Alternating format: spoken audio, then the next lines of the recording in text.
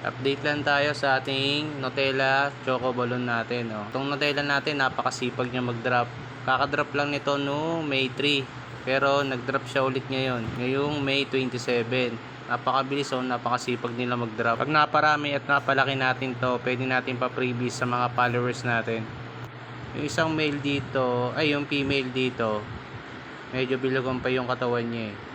So papakita natin yung kanilang unang anak. Yan. Ang lalaki na nila oh.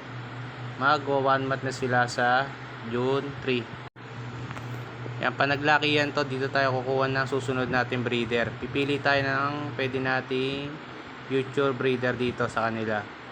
Magse-select tayo dyan. Kailangan natin pumili kasi para ma-maintain natin yung kanilang quality. Para maiwasan natin yung mga kal. Para yung mga pwede natin pa-previous, mas okay.